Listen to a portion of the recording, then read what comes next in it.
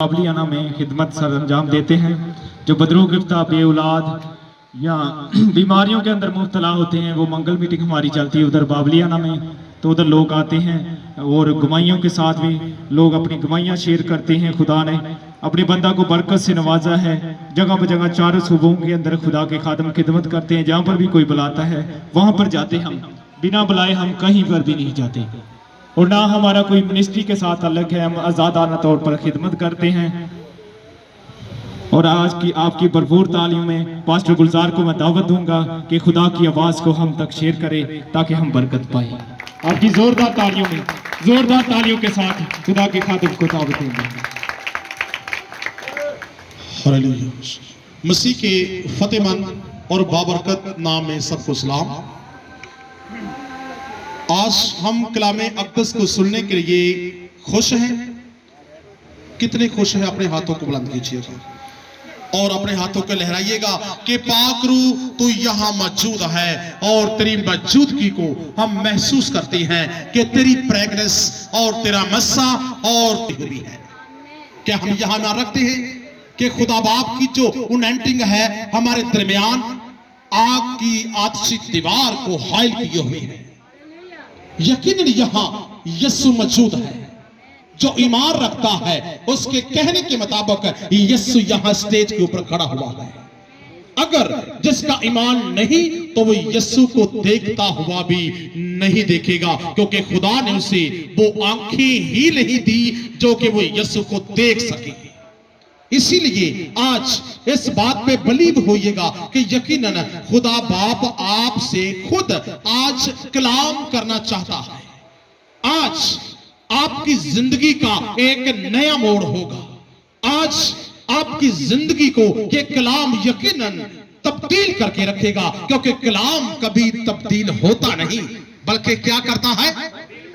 तब्दील करता है। और कलाम के लिए जोरदार ताली बजाइएगा जो सब जिंदगियों को, घरानों को, मुल्कों को, कंट्रियों को तब्दील करने की कुदरत रखता है।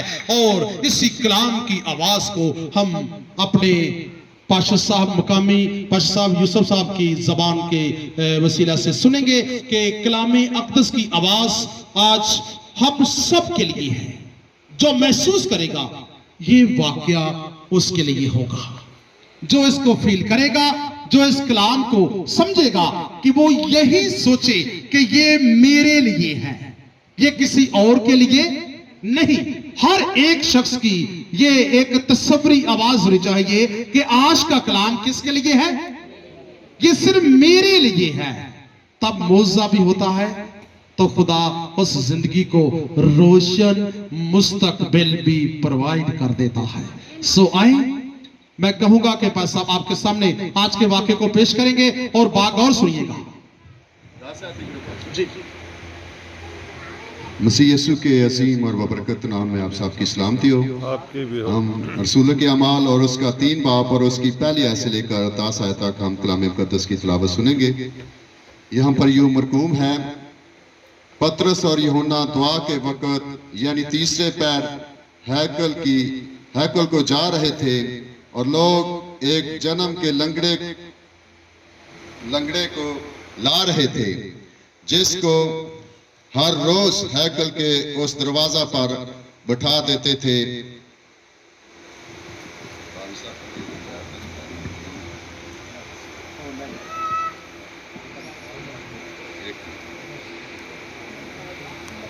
है ताकि हैकल में जाने वालों से भीख मांगे। जब उसने पतरस और यूहन्ना को हैकल में जाते देखा तो उनसे भीख मांगी। पतरस और यूहन्ना ने उस पर गौर से नजर की और पतरस ने कहा, हमारी तरफ देख। वो उनसे कुछ मिलने की उम्मीद पर उनकी तरफ मुतवज्जो हुआ। पतरस ने कहा, चांदी सोना तो मेरे पास है नहीं, मगर जो मेरे पास है वो तुझे दिए देता हूं। यीशु मसीह नासरी के नाम से चल फिर। और उसका दाहिना हाथ पकड़कर उसको उठाया और उसी दम उसके पांव और टुकने मजबूत हो गए और वो कूद कर खड़ा हो गया और चलने फिरने लगा और चलता और कूदता और खुदा की हमद करता हुआ उनके साथ हैकल में गया और सब लोगों उसे चलते फिरते और खुदा की हमद करते देखकर उसको पहचाना। और ये वही है जो हैकल के खूबसूरत दरवाजा पर बैठा भीख मांगा करता था, और उस माजरे से जो उस पर वाक़या हुआ था बहुत दंग और हैरान हुए। कलाम खुदा के पढ़े और सुने जाने पर आप सब पर खुदा की। देखिए अजीजों, आपके सामने खुदा के खादम ने कितना अच्छा वाक़या पेश किया है कि ये वाक़या हमने कई बार सुना होगा, कितनी ही दफा सुना होगा, लेकिन जब भी किसी वाक़े को कलाम अक़दस में से आप हर रोज एक नई सुबह के साथ एक नई खुशी देने वाला है। ये वाक़या जो पढ़ा गया है पतरस यूहन्ना की जिंदगी से, ये अमाल की किताब के मुताबिक ये पहला मौज़ा है। अब जो ये मौज़ा वकूअ पज़ीर हुआ तो उस वक्त क्या यीशु उनके पास था? यीशु उनके पास नहीं था, क्योंकि ये वाक़या जब पेश हुआ उस वक्त कलीसिया शागिर्द जो कि कलीसिया के एक तौर पर थे, उस वक्त सब कंफ्यूज थे, परेशान थे। उनको अभी तक दलेरी का रूस से पहले के नहीं मिला था, जबकि 120 की जमात ने मिलकर दुआ की तो ईद पेंसिकोस के दिन उनको क्या मिला? दलेरी का रूह मिल गया।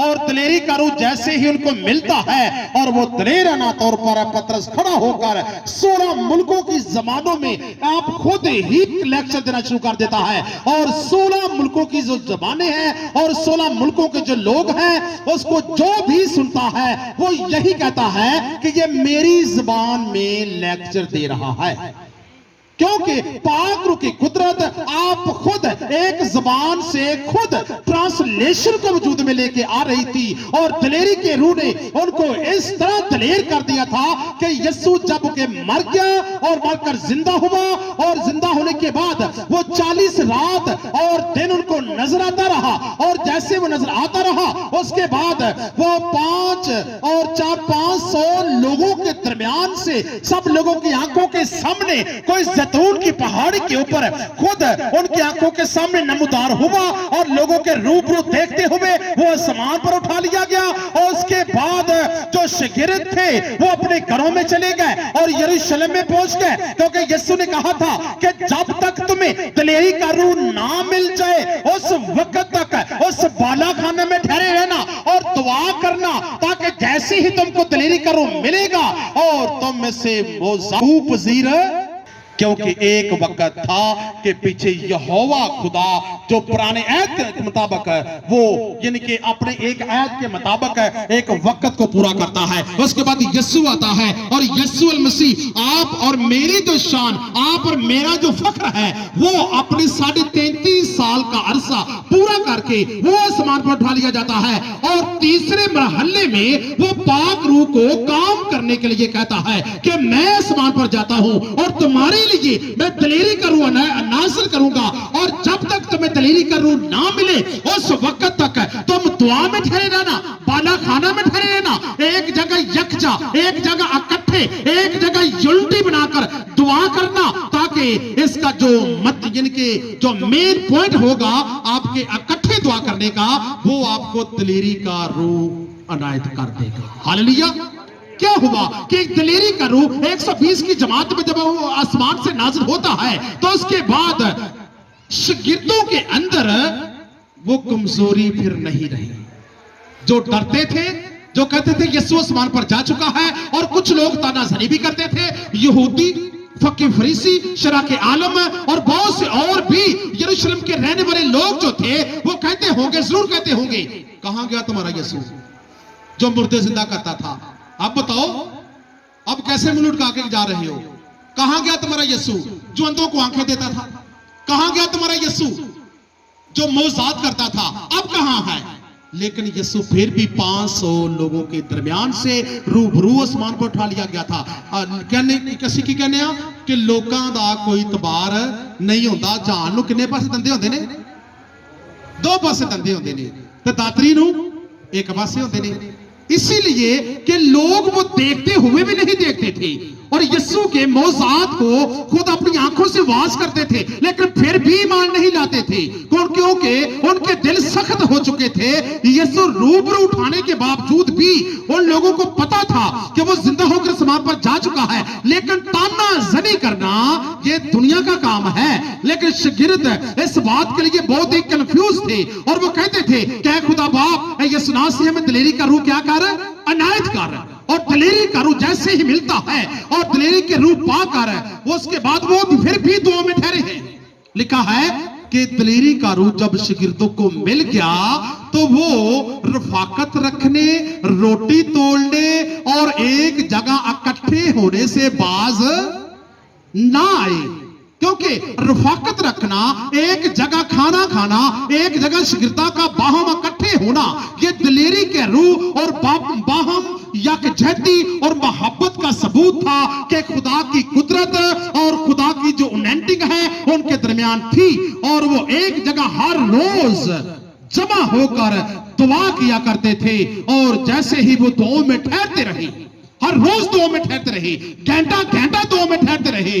और क्या हुआ कि वही पतरस और यूहन्ना है। जब दिलेरी का रूह मिल गया है, इससे पहले क्या पतरस और यूहन्ना को देखे, इससे पहले कि 11 शागिर्दों को देखे, यहूदा अस्करियोती को बाहर निकाल दे, 11 शागिर्दों में क्या यीशु के होते हुए कोई मोजात हुए हैं? यीशु के होते हुए लोग बदरू गिरफ्तार लोगों को, कमजोरी वाले लोगों को, बीमारियों में जकड़े हुए लोगों को यीशु के पास लाते हैं। अगर खुदा नुख्वास्ता यीशु नहीं मिलता तो वो कहते हैं कि उसके शागिर्द तो होंगे ना, जाओ उनसे दुआ करवाओ ताकि ये लोग क्या हो जाएंगे, ठीक हो जाएंगे, शिफा पाएंगे, अच्छे हो जाएंगे, चंगे भले हो जाएंगे। लेकिन वो यीशु के कुछ वक्त में ना होने के बावजूद वो शागिर्दों के पास लेके जाते। उनमें ये यूहन्ना और पतरस भी था और बाकी शागिर्द भी थे। लेकिन जैसे ही वो इन लोगों के पास, शागिर्दों के पास लेके जाते हैं तो शागिर्दों से कुछ बन नहीं पड़ता, मौजे नहीं होते। तो वो कहते हैं यीशु हम तो तेरे शागिर्दों के पास लेके गए थे लेकिन मेरे बेटे को शफा नहीं हुई। तो वो कहता कि जाओ जाओ उससे क्या करो, जहां मेरे पास लेके आओ।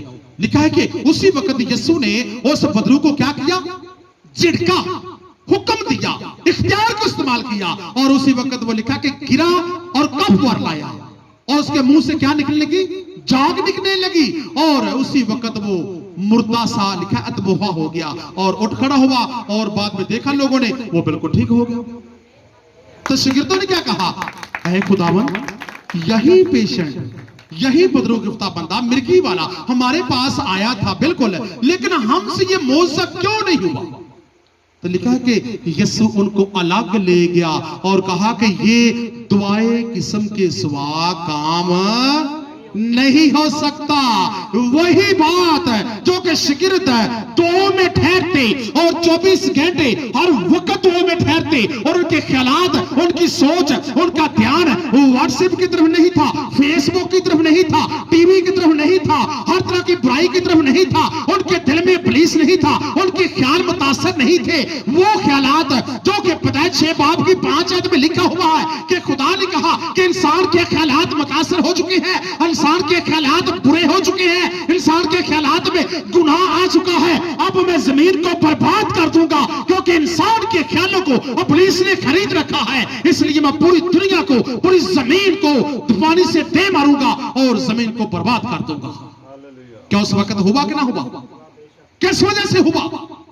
पता है 6 बाब की 5 आयत पढ़कर देखें कि जब के इंसान के ख्याल, इंसान की सोच, इंसान के अंदर का रास्ता जो पगडंडी है, जो कि दिल और दरमियान इस दिमाग के दरमियान का रास्ता है, उसमें पुलिस ने अपना घर बना रखा है। क्योंकि कलाम अक़दस से तो कहा है कि खुदा का मक़दस तुम हो और खुदा का रूह तुम में बसा हुआ है, जबकि हमारा दिल खुदा का मकदस है, खुदा का घर है और खुदा के रहने की जगह है, खुदा के रहायश पजीर के वक्त यानी कि ये जगह है। लेकिन हमने इस जगह को किसी और को इन्वेस्ट कर रखा है, किसी और को दे रखा है। इसीलिए जिस घर में खुदा नहीं रहता वहां हर तरह की गंदगी आती है, वहां हर तरह की कमजोरी आती है, वहां हर तरह का बुरे ख्यालात आते हैं और वहां हर तरह की इब्लीसी कुव्वत उस घर में काबज हो जाती है।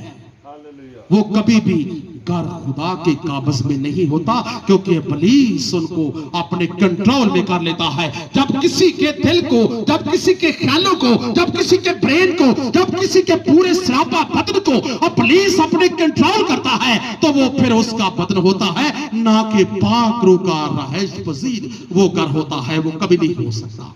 इसीलिए कि खुदा ने उस वक्त भी कहा कि मैं जमीन को बर्बाद कर दूंगा, क्योंकि इंसान के ख्यालात बुराई में मुब्तला हो चुके हैं। अब भी वो वक्त है, क्योंकि खतों में लिखा हुआ है कि जिस तरह नूह के वक्त में हुआ, लोग खाते पीते थे और शादी ब्याह करते थे, तो अचानक तूफान बर्पा हुआ और जमीन को बर्बाद कर दिया। अब भी बनी नौं इंसान के दरमियान ऐसा होने वाला है, क्योंकि अब भी हर बशर ने, हर इंसान ने, हर उस जिंदगी ने जो कि खुदा के घर के लिए मुकर्रर है, उसमें उसने बुराई को भर लिया है। तो खुदा इसको बर्दाश्त,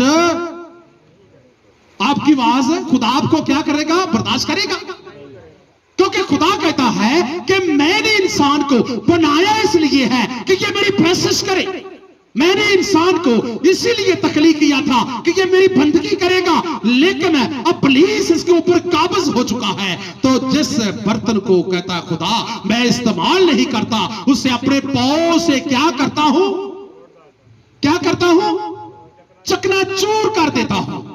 इस बात को समझिएगा, क्योंकि लिखा है कि तू अपने मुंह को खोल तो मैं बरकतों से भरूंगा। अगर हम अपने मुंह को खोलेंगे नहीं तो बरकतें नहीं हैं। ये फैसले खुदा के हैं, ये फैसले पास्टरों के नहीं हैं। ये फैसले, जो फैसले खादमीन के नहीं हैं, ये कलाम अक़दस के फैसले हैं। हम अपने मुंह को ना तो कलाम के वक्त खोलते हैं, ना प्रोसेस के वक्त खोलते हैं, तो बरकत कहां से आई? हम जब मुंह खोलते हैं तो अपने घर की लड़ाई के लिए मुंह खोलते हैं। हम जब भी मुंह खोलते हैं तो अपनी बुराई के लिए मुंह खोलते हैं। हम जब भी मुंह खोलते हैं तो अपने आप को बड़ा करने के लिए मुंह खोलते हैं। कलाम के लिए, कोई प्रोसेस के लिए, या कोई शख्स भी जल्दी से अपने मुंह को नहीं खोलता। वो क्या कहता है? गुजारा होता है पे नाल दे बोलते मेरे बोलना कोई ज्यादा गल नहीं हो जाती। ऐसे कौन कहता है?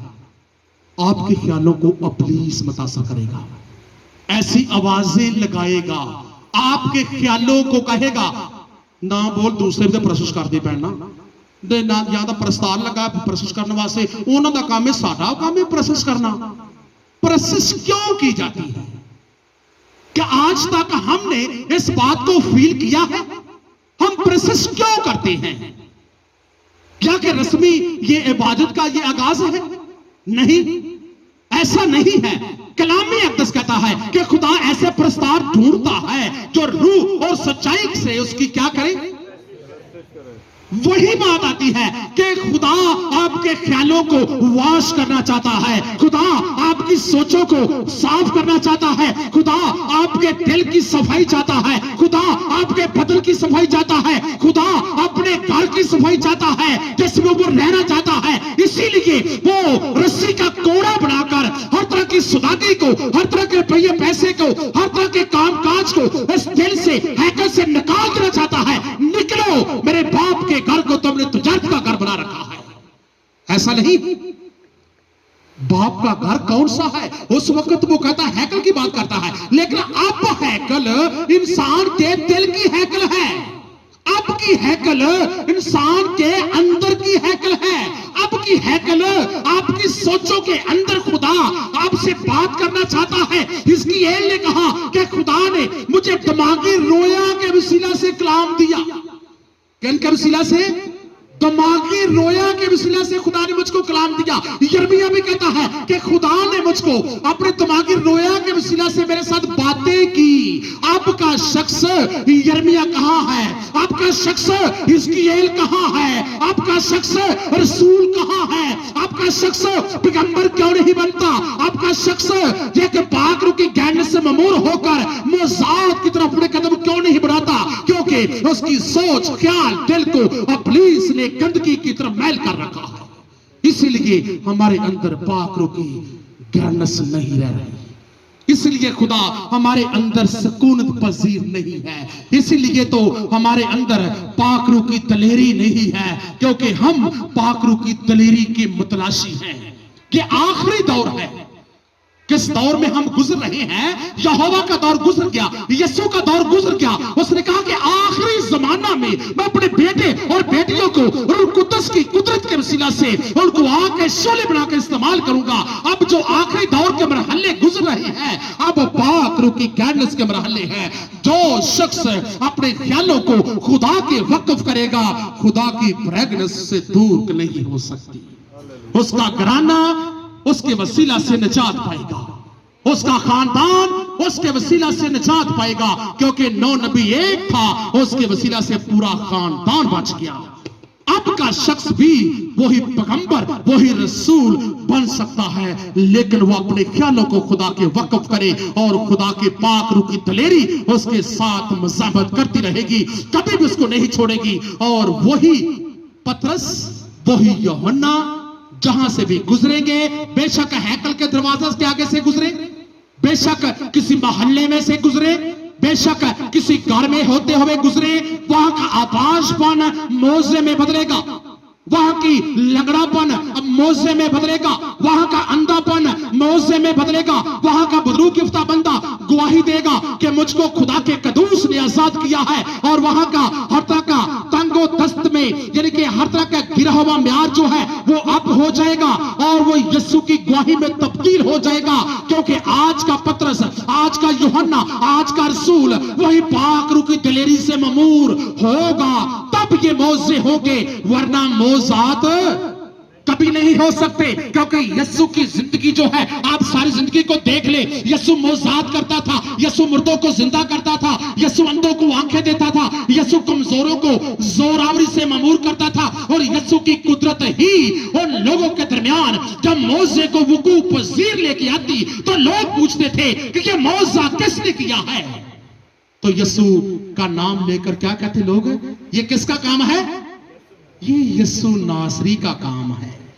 किसका काम है? यीशु नासरी का काम है। जब भी कोई मौजा होता तो लोग उस मौजे को देखकर उसी वक्त मुतासर हो जाते थे।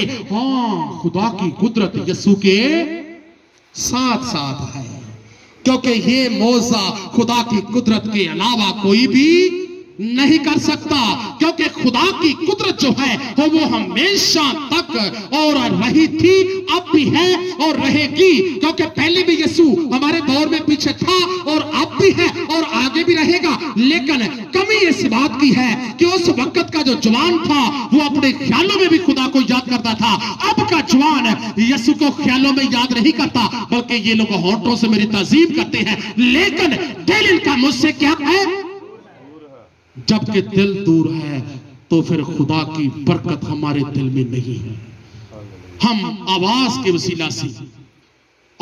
वसीला से या रस्मी चर्च जाने के वसीला से प्रयास करते हैं, या हम बाइबल को पकड़ लेते हैं, आर्जी तौर पर दिखाने के लिए प्रयास करते हैं और आर्जी तौर पर दिखाने के लिए इबादत करते हैं, लेकिन हमारा दिल ख्यालों के साथ जो जुड़ा हुआ है, हमारे ख्यालों में यीशु नहीं तो हमारे साथ यीशु नहीं। वादा जितना मर्जी कर लो कि मैं खुदा के साथ चलता हूं। हमें आज के जवान को अपने दिल अपने ख्याल को साफ करने की क्या है? जरूरत है, क्योंकि यीशु की हालात जिंदगी जब हम देखते हैं, 5 मिनट के लिए मैं क्लोज कर देता हूं कि आपको, आप में से कोई बोर तो नहीं, किसी के लिए कोई कंफ्यूजन तो नहीं, बात की समझ आती है? क्योंकि ये एक मेरी खिदमत का रूल है कि मैं लोगों से पूछता जरूर हूं कि अगर कोई बोर हो रहा है तो मुझे बता दे, अगर बात की समझ नहीं आ रही तब भी बता दे, ताकि मैं मैसेज को क्या करूं, वरना करता हूं। समझ आ रही है नहीं आ रही? क्योंकि दिलेरी के रूह के ऊपर जब बोल रहे हैं और मौजाद की जिंदगी को देख रहे हैं, आज का शख्स भी यीशु को मानता है। उस वक्त भी लोग शागिर्द बहुत कंफ्यूज हो गए थे कि यीशु आसमान पर जा चुका है, लेकिन ये लोग हमारे साथ बुरा सलूक करेंगे। लेकिन जब दिलेरी का रूह आता है तो उनको दिलेरी मिल गई और उन्होंने वो बात को साबित कर दिया कि ये लोग हमारे से बदन का नुकसान तो कर सकते हैं लेकिन रूह का नुकसान नहीं कर सकते। तो रूह यरूशलेम में दाखिल होगी। ये आपका मेमोरी का रूह जो यरूशलेम में क्या होगा? दाखिल होगा। इसका कितना भी डाटा आपने जमा कर रखा है रूह में, जितनी भी ग्लासेस में जमा कर रखी है, या जितनी भी सच्चाई या जितनी भी पकीजगी इस रूह में इसका डाटा जमा कर रखा है, उस वक्त ये बड़ी एलसीडी में लगा दिया जाएगा। तो सब लोग देखेंगे नहीं देखेंगे? हमारे साबका जिंदगी, हमारी जिंदगी का जितना भी हमने बुरा या अच्छा या भला काम किया है, उस वक्त लिखा है कि वो ज़ाहिर किया जाएगा। जो भी हमने अपने बदन के वसीला से ये बुरे काम अच्छे किए हैं, उस वक्त ज़ाहिर हो जाएंगे। अब तो हमारा बाप नहीं जानता हमारे काम को, हमारे भाई भी नहीं जानते, हमारे नेबर भी नहीं जानते, या कि हमारे घर के कोई अफराद भी नहीं जानते। हम छुप कर ऐसे काम करते हैं, लेकिन यीशु के सामने बदन से किए हुए काम सारे ज़ाहिर किए जाएंगे और उस वक्त हम अपनी जुबान से फैसला करेंगे कि हम तो जहन्नमी हैं या हम जन्नत के वारिस हैं। ये हमारे काम हमें अपने खुद जाती काम बताएंगे। क्योंकि उस वक्त की जो बात है, मैं यानी कि इस बात को 2 मिनट के 3 मिनट के लिए आपसे शेयर करूंगा कि पतरस और यूहन्ना ने जब जैसे ही उनके लिए ये आवाज लगाई है कि सोना चांदी तो हमारे पास नहीं है, लेकिन जो कुछ हमने अपने यीशु से सीखा है, अपने खुदावन से सीखा है, उसके साथ रहकर उसका जितना भी रूहानी डाटा, उसका जितना भी रूहानी मवाद, उसका जितनी भी हालात जिंदगी का जो असर है, उस जिंदगी का जो भी जितना हमने उसके साथ रहकर असर अंदाजी अपने बदन में ली है, अब वो जार होने का वक्त आ गया है। क्योंकि यीशु भी तो लंगड़ों को क्या करता था? चलाता था, अंधों को आंखें देता था, मुर्दों को जिंदा करता था। हम भी तो उसके साथ रहे हैं। अब वक्त आ चुका है, हम यीशु के नाम से तुम्हें चलाते हैं। उठ और गेटअप हो जा, यीशु के नाम से चल। और उसी वक्त वो शख्स उठा और गेटअप हुआ और फक्की फरीसियों के सामने वो चलने लगा। और जैसे ही वो देखते हैं तुम्हें किसने ठीक किया, उसने कहा कि पतरस और यूहन्ना ने। पतरस और यूहन्ना से पूछा गया, उन्होंने कहा कि यीशु नासरी इसको ठीक किया है, उस यीशु ने जिसको तुमने सलीब पर खींच दिया और उसको मार दिया, लेकिन खुदा बाप ने अपनी कुदरत के वसीला से उसको जिंदा किया और वह आसमान पर जा चुका है। लेकिन मोसे आज भी करता है। हालेलुया। लेकिन मोसे क्या करता है? वो आज भी करता है। ये मत सोचे कि वो जिंदा होकर आसमान पर जा चुका है और मौजों की जो बारी वो खत्म हो चुकी है, नहीं, बल्कि जहां यीशु होता है वहां मौजे होते हैं। जहां यीशु होता है वहां जो मुर्दगी है वो जिंदगी में क्या हो जाती है? तब्दील हो जाती है। आप अगर यीशु 5000 को जब खाना खिलाता है तो लिखा है कि एक गार में जब वो ठहरे तो वहां शागिर्द रसूल उसके साथ थे। उन्होंने कुछ देर आराम करना चाहा। उस घर में जाकर क्या करना चाहा? आराम करना चाहा, ताकि वो रात के वक्त दुआ किया करते थे यीशु और दिन के वक्त वो खिदमत करते थे। और जैसे वो आराम के लिए वहां टिकते हैं और कहते हैं कि 2 नवाले लेते हैं और कुछ देर आराम करेंगे, लेकिन लोगों की भीड़ उस दरवाजे के आगे आ गई और लोगों ने उस घर को चौगिर्द से घेर लिया और कहा कि यहाँ यीशु है, जहां यीशु है वहां मौजे होते हैं, होंगे। और लोगों का ईमान था, क्योंकि यहाँ इस घर में कौन है? इस घर में यीशु है और मौजे जरूर होंगे। और लोगों ने दरवाजे को, घर को आगे पीछे से घेर रखा था। और लोगों ने जब ऐसा किया तो यीशु देखता है, कहता है कि लोग हमें खाना भी खाने नहीं देंगे। शिगिर्दों से कहता है कि चलो जंगल को चलते हैं, वहां कुछ देर आराम भी करेंगे और 2 वाले खाना भी खा लेंगे। लेकिन यीशु अपने शिगिर्दों को लेकर जैसे जंगल में जाता है तो लिखा है कि वहां आराम करने के लिए वो एक पेड़ के नीचे कुछ देर रुकते हैं। तो जैसे ही देखा मशरक से लोग आ रहे हैं, मगरब से लोग आ रहे हैं, जनूब से लोग आ रहे हैं, शुमाल से लोग आ रहे हैं, कुर्बो जवार से लोग आ रहे हैं, और हर तरफ से लोगों ने यीशु को जंगल में भी घेर लिया, इसलिए कि यीशु जंगल में बैठता है तो जंगल में भी मौजे करता है, और मौजे वहां भी होने लगे। और यीशु ने इतना बड़ा मौजा किया कि यकीनन उसने 5000 लोगों को खाना खिलाया, और लोग दंग रह गए कि इतने छोटे से सेटअप में यीशु ने कैसे लोगों को खाना खिला दिया है। हालेलुया। क्या यहां यीशु होता है, वहां मौजे नहीं होते? अगर यीशु जंगल में बैठ जाता है तो मौजों की तादाद वहां भी बढ़ने लगती है। अगर यीशु आपके घर में है तो आपके घर के अंदर भी मौजे होना शुरू हो जाएंगे। अगर यीशु आपके दिल में है तो मौजे आपके वजूद के वसीला से वकूअ पज़ीर होंगे। अगर यीशु आपके घराने के अंदर चलता फिरता हुआ नजर आता है तो आपके घर के चौगिर्द आपसी दीवार हैल की जा चुकी है, क्योंकि इब्लीस आगे आपके दीवारों को फांदना चाहेगा, आपके घर के ऊपर वार करना चाहेगा, आपके घर के ऊपर छिंटे लगाना चाहेगा, खून के पानी के, लेकिन कहेगा खुदा के हजूरी में जाकर, ऐ खुदाबंद, मैंने तो उस घर को कंफ्यूज करना चाहा है, लेकिन तेरा हाथ उस घर के ऊपर है। हालेलुया। जिस घर में कौन होता है? यीशु होता है, उस घर के चौगिर्द आग की दीवार का पहरा लग जाता है। जिस घर के अंदर यीशु की प्रेगनेंस की हजूरी मौजूद होती है, उस घर के चौगिर्द यीशु के पाक फरिश्ते तैनात हो जाते हैं, क्योंकि उस वक्त इब्लीस कैसे कैसे ही खुदा की हजूरी में जाता है तो खुदा से क्या कहता है? अय्यूब साबर की किताब के मुताबिक इब्लीस ने कहा खुदा से कि खुदावन, मैंने तो अय्यूब साबर के हाल पर, उसके घराने के ऊपर, उसके खानदान के ऊपर मैंने तो गौर किया है। तो उसने कहा कि क्या हुआ फिर? कहा कि खुदावन, वहां मेरी को बस यानी कि मेरा को चारा वहां नहीं चलता। कहा क्यों नहीं चलता? उस घर के ऊपर तेरा चारा क्यों नहीं चलता? उस घर के ऊपर तेरा वार क्यों नहीं चलता? उस घर के अंदर तू दाखिल क्यों नहीं हो सकता? उस घर के अंदर क्या तुझे आग क्यों लगती है? तो उसने कहा कि तेरा हाथ उस घर के ऊपर है। जिस घर के ऊपर तेरा हाथ होता है, इब्लीस ने खुद कहा कि वहां मेरा चारा नहीं चल सकता। हालेलुया। चलता है कि नहीं चलता? कभी नहीं चल सकता। आप इस बात को बागौर अपने घराने, अपने खानदान के लिए, अपने बिस्किट, अपने वजूद के लिए इस बात को अपने अंदर ले। हर शख्स दुखी है, हर घराना दुखी है, हर जिस्म जो है वो बीमारियों में जकड़ा हुआ है।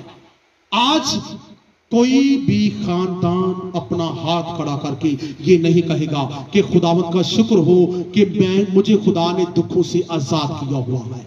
क्या कोई कर सकता है हाथ खड़ा? कोई भी जिस्म इस तरह नहीं कह सकता कि खुदावंद तेरा शुक्र हो कि मैं गमों से आजाद हूं, खुदावंद तेरा शुक्र हो कि मैं दुखों से आजाद हूं। क्या कोई कह सकता है? कोई भी जिस्म नहीं कह सकता। कलाम के फैसले झूठे नहीं हो सकते। क्या हो सकते हैं? अय्यूब साबर